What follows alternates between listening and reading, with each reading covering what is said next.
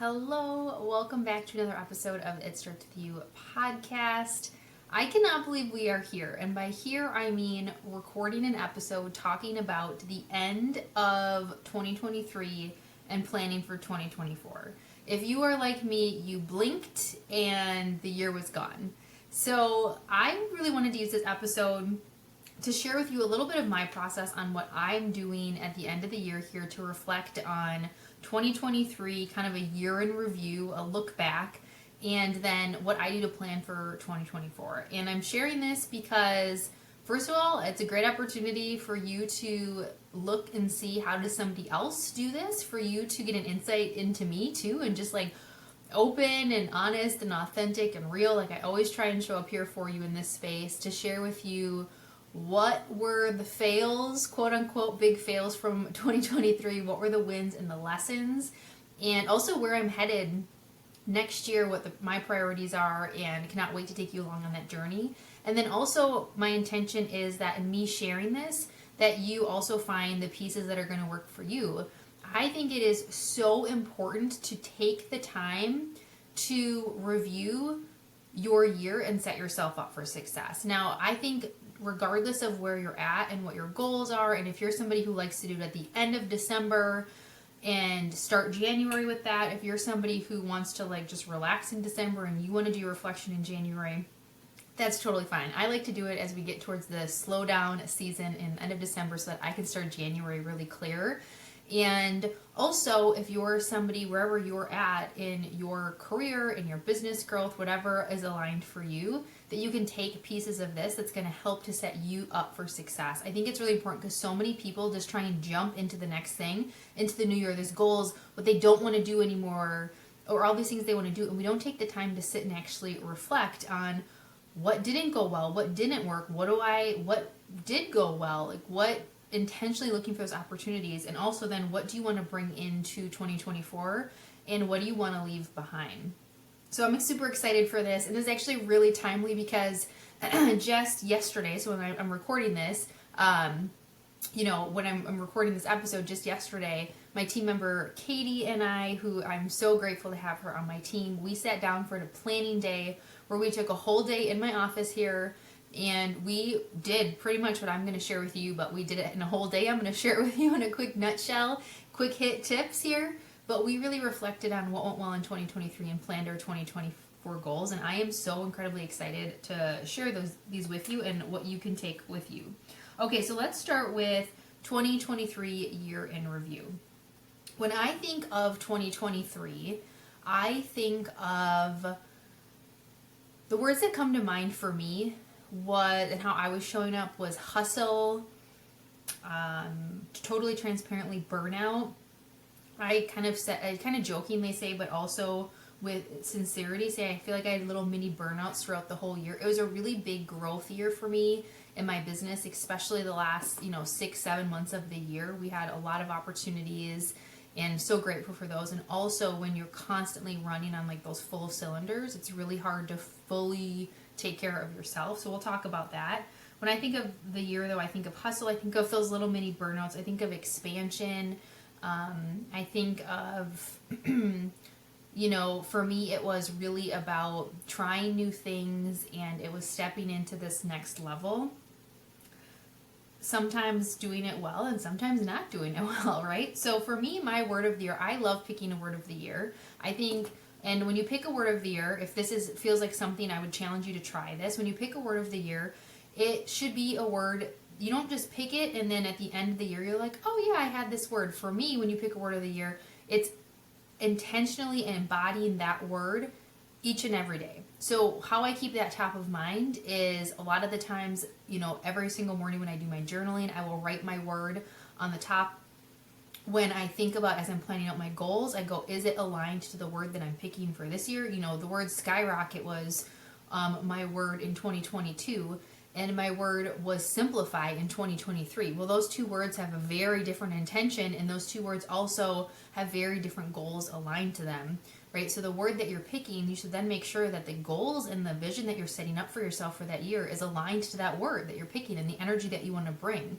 So I write that word down I make sure that my goals are in alignment with that word that I'm picking.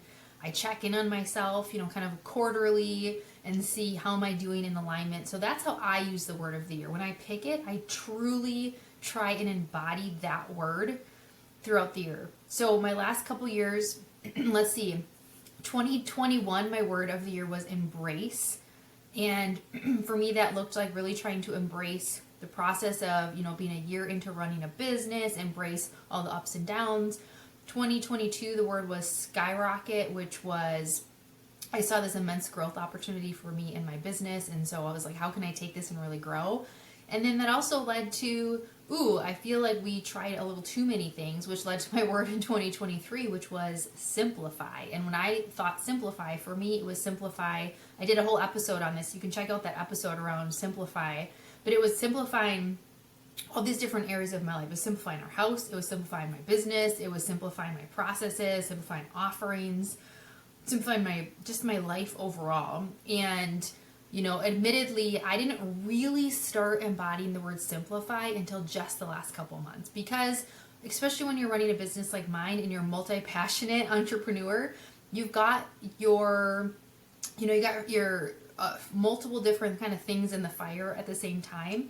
And so I was really excited and energized with all these different things I was doing, that it was hard to simplify when you have all that going on.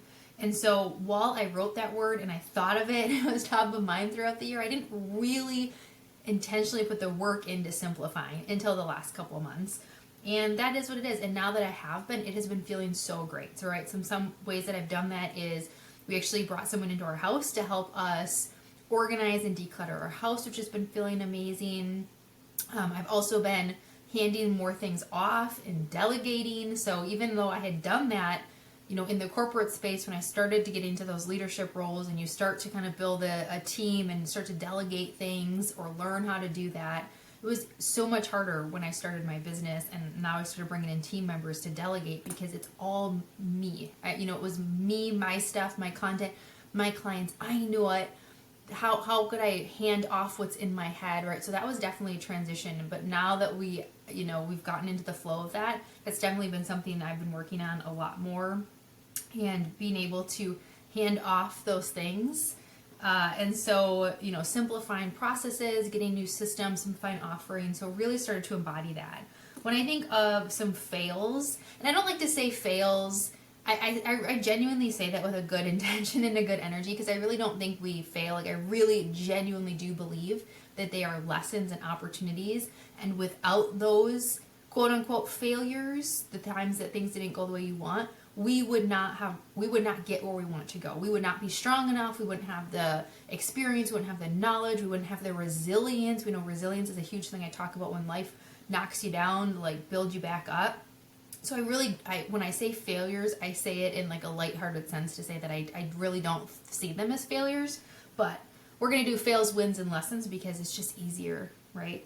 So when I think of what didn't go well in 2023, first of all, I always share with people, like, I'm actually totally okay with the word failure now. I think before, when I had this perfectionist tendency, I know I've talked about this, if you're a high achieving perfectionist, the idea of failure feels like the worst thing in the world. And at that time, for me, failure was like somebody being disappointed, or me not doing things perfectly, where everything worked out exactly how I thought it should and how everybody else thought it should, or not knowing the answer to something, or something just not working out the way that I thought everybody wanted it to work out. To me, that was a failure, and it felt like the worst thing. Well, when you start running a business, when you start taking on higher level leadership roles, when you start having to be more of that strategic voice, you might be creating things from nothing. You might be coming up with innovative new programs. You might be suggesting things that have never been done in your business or your line of work. You might be being challenged to think completely outside the box. And you're going to have failures. You're going to have things that don't go well because you've never done it before. And so for me, my mindset really had to change around my idea of failure, especially when I started the business, because I hadn't ever run a business before. I didn't know how to do things, and I didn't know what people were going to want and what programs I wanted to run. And so for me, that's just a big mindset shift. I want you to think about that too, wherever you're at, is just think about how can you reframe that, because how do you expect yourself to know how to do everything when you've never done it before?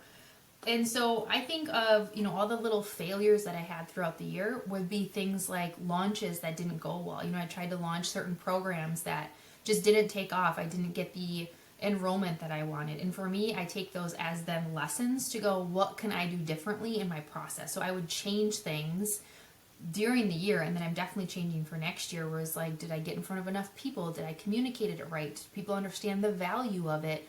Did it feel aligned for me, or was it something I was just offering because I thought that I should? So when I think of those mini failures, it would be things like, launches that didn't go well. It would be, not really living into my word simplify until the second half of the year, kind of just staying with that hustle mindset of I need to do more, and not taking the time. And then I think for me, one of the biggest failures and opportunities, lessons for next year is being more intentional with my time and with my energy, because this is just part of how I have always been. That doesn't mean it has to be true for me moving forward, but if you're like me, you are constantly battling against yourself of those high achieving tendencies. And so I did not show up as, in the flow and peaceful and things that I wanted to this year, because I had so many different things in the fire at once. And so I go, I've obviously been open and sharing with my health journey, and the last couple months of the year when things were really busy, starting to notice, symptoms come up, or just different health things come up that are little signals to yourself.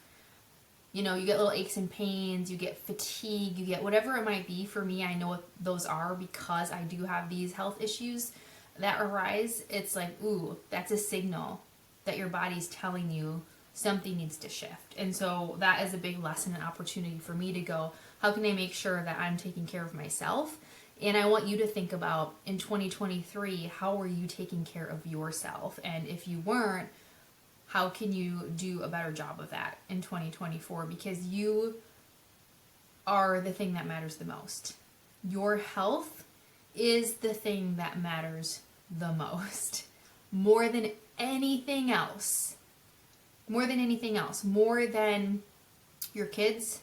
More than your spouse. More than your work. And I say that because you cannot show up to any of those roles if you don't have your health. You cannot show up for your kids. You cannot show up for your spouse. You cannot show up for your friends, your family, your work, if you haven't taken care of yourself. And I have to continually remind myself of that when I felt like, oh, how do I serve all of my clients, and how do I serve my family and my friends? And okay, I'm going to sacrifice the things that I know that I should be doing. And I actually heard that a lot this year from my network, from clients that I had. And so I really want to challenge you to think of, if that was also you this year, which a lot of people were feeling that because we're all being challenged to do more with less and all of that. What do you need to do in 2024 so that you are still the priority? So for me, that was a fail and a lesson at the same time. I also had some huge wins this year. I grew my business. I hit numbers in my business that I had set as goals last year.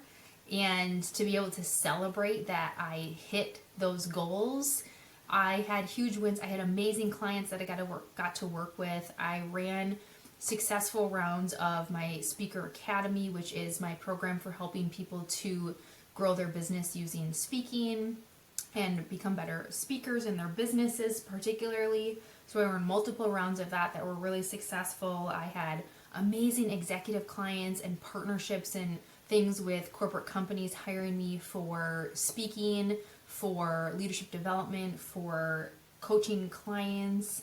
I had huge wins when it came to, there were some months throughout the year that everything was in the flow, and I felt healthy and vibrant, and I felt like all the pieces were flowing. A huge win was having our team member on board and starting to delegate more and more so that I could be open to some more of those strategic conversations and showing up and doing the work that here I'm called to do.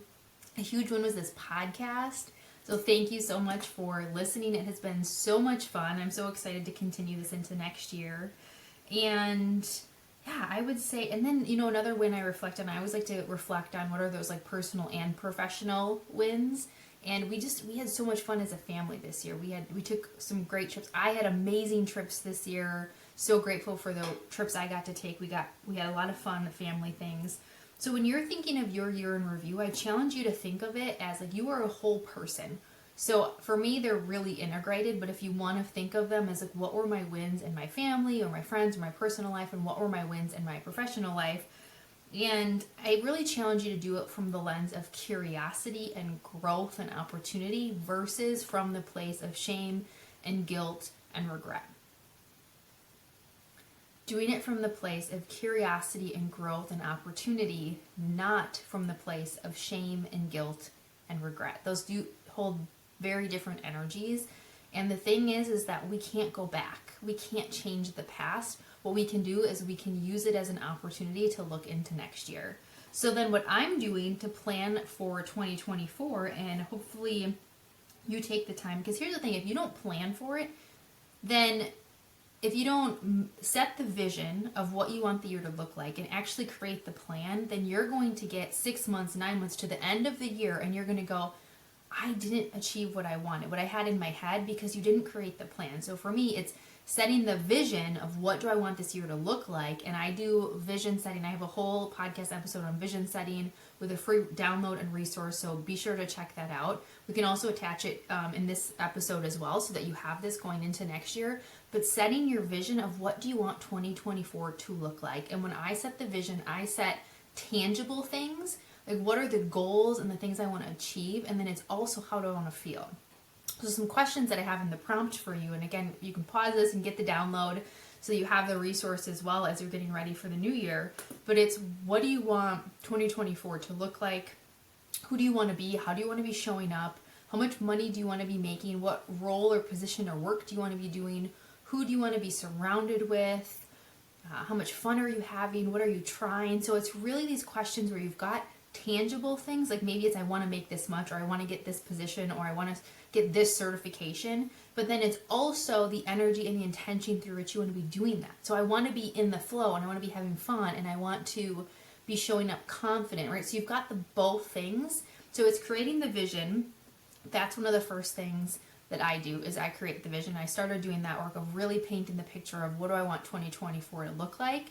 And along with that is the specific goals then. Okay, so if I want 2024 to look and feel like this, where I'm confident and excited and I'm stepping into my CEO mindset and I'm, growing and expanding what I offer, and I'm growing a team, and I'm feeling excited, and I'm making this much money, and I'm taking this many vacations, right? You can feel the energy. Okay, now the next step is what are the specific goals that are going to help me to achieve that vision? Right? So what are the specific goals? That's where you get specific, and that's where you go, okay, I want to make this amount. I want to get this certification by this date. I want to join this class. I want to try this new thing. I want to book a vacation here, right? So it's more of those specific things that you can do. So that's one of the work that I was doing yesterday as I was going, what are the specific goals? If I want my income to be here, if I want to make the revenue to be this much, how many one-on-one clients do I have? How many corporate contracts do I have? How much speaking am I doing? So we start to lay it out. And the same thing with the fun. If I say, I want to have more fun next year, it's like, what would that look like? Maybe it's joining a dance class. Maybe it's, trying something different. So you start to write down and break down those goals. Admittedly, I don't have my word yet for 2024. So if you have your word, I would love if you would send me a message and let me know. I love to see what other people are bringing in for 2024, what their intention is for the year. I just love to see it and what people are focusing on. I'm still working on my word. I've been writing it down. I've been kind of, as I do my vision and my goals, I think, what is the intention that I really want to embody in 2024? And I'm trying to find my word. So please send me a message. Let me know what you're doing, or even share this episode and tag me, because I would love to see what you're doing. So I'm still working on my word. I will get back to you on another episode of what word I pick for the year.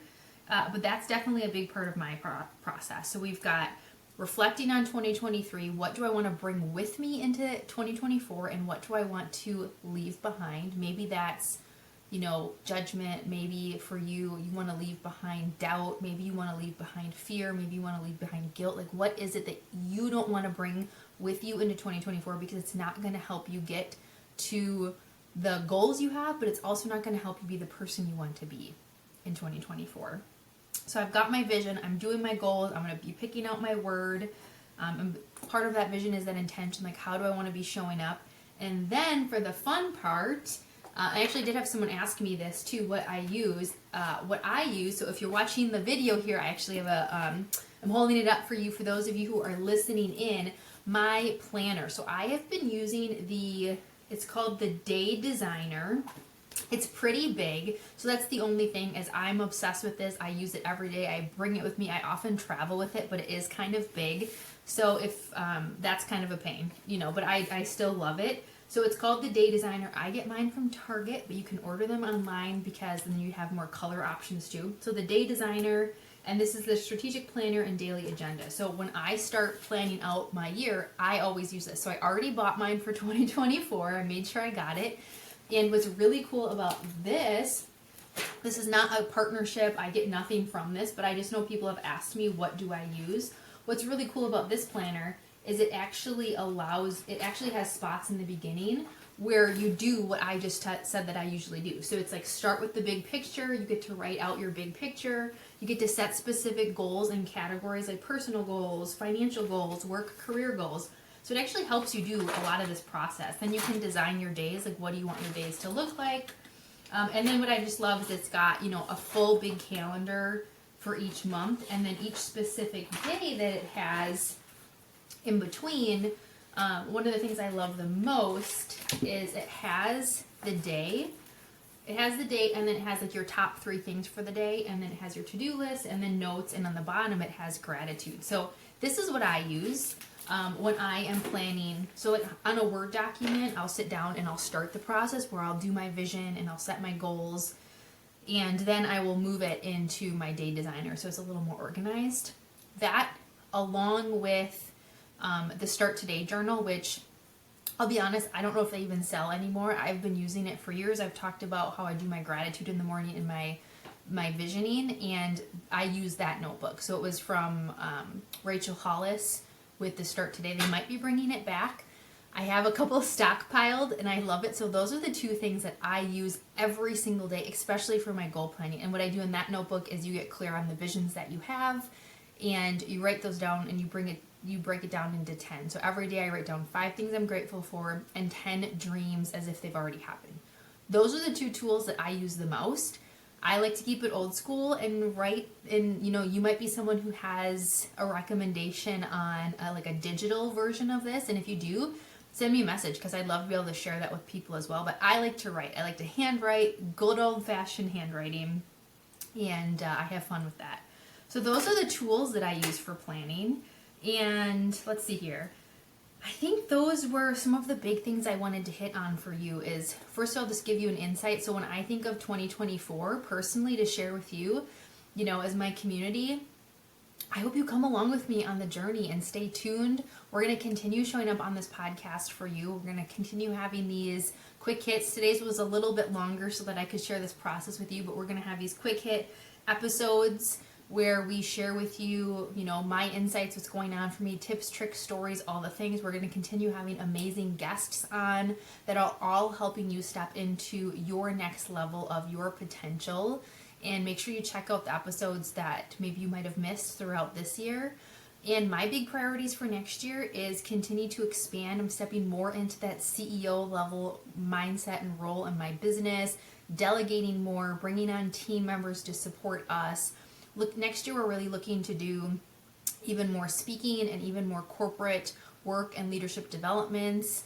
And so if this is something that you're interested in talking to me about, we do trainings and speaking on communication. We do them on leadership development. We use energy leadership assessment to offer these. So we're going to be having a lot more focus and partnerships around that. We're also going to continue to offer some one-on-one executive and high performance coaching, bringing on other team members as well. So that's going to be exciting change coming up next year, as really expanding the business.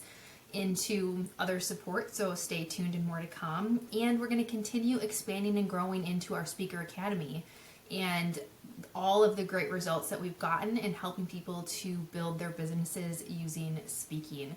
Those are our priorities for next year, and I'm so excited to take you along on the journey. I just want to thank you again for being with me and showing up, and it would mean the world to me if you took the time to leave a review.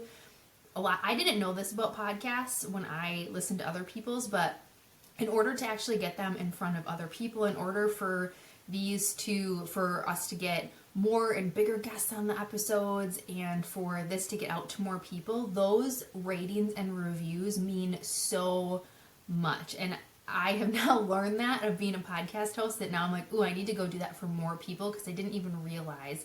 So it would mean the world to me if you listen to this, if you listen to this show and you love what I offer and you are like to support, it would mean the world if you would just either on Apple Podcasts, if you listen on that, is a great one to do it on. Quick drop a rating and a quick little review about what you love about the podcast, and then let me know, because I would love to say thank you. Thank you so much for tuning in, and I hope that you have fun. Have fun with this process. Reflect on 2023. Let go of any of the things that didn't go well, because let me tell you, so much didn't go right in 2023, but so much did. So much did. And I want you to think about what are the things that went well and what do you want to bring into 2024, and then set yourself up for success, because you know that one of my driving missions and forces is to help people realize what they are capable of, and I know that you are capable of so much. All right, remember that it starts with you, and I hope that you have an amazing start to the new year.